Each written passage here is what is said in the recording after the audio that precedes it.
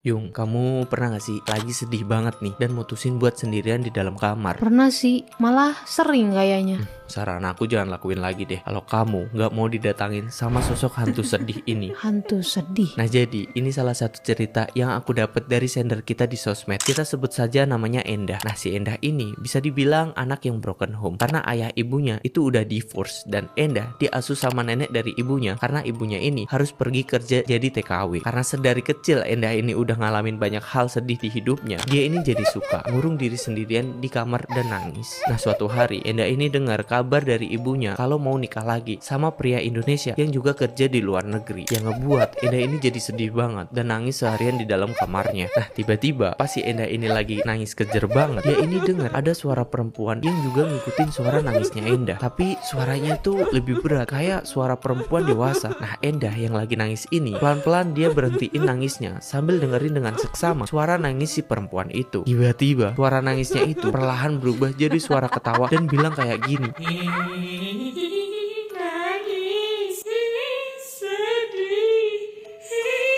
Endah yang masih sedih ini mulai merhatiin asal suara itu sampai dia sadar kalau suara itu berasal dari sudut pojok ruangan kamarnya. Dia perhatiin terus, dia perhatiin kok ada siluet seorang wanita yang lama-lama wujudnya itu mulai jelas banget, dimana rambutnya itu panjang, bajunya putih, tapi wajahnya tuh rata, gak ada mata, mulut dan sebagainya. Nah Endah yang lagi sedih ini malah mulai merhatiin sosok itu dan ngerasa jadi makin sedih lagi, sampai dia ini nangis lagi karena inget hal-hal sedih yang pernah dia alamin. Endah ini langsung sampai mikir kalau mendingan dia ini bun-bun dokir aja biar semuanya selesai. Sambil nangis kejer dan sambil merhatiin sosok itu, Endah ini ngambil sebuah cutter di meja belajarnya dan langsung mau tangannya sendiri. Tapi hampir dia nyenyat itu, neneknya yang dibantu sama tetangga sekitar ngedobrak kamarnya Endah. Dan ternyata selama nangis itu Endah ini udah dipanggil-panggil neneknya dari luar kamar tapi nggak nyaut-nyaut. Neneknya akhirnya minta tolong tetangga buat dibantuin dobrak kamarnya dan nemuin Endah yang lagi mau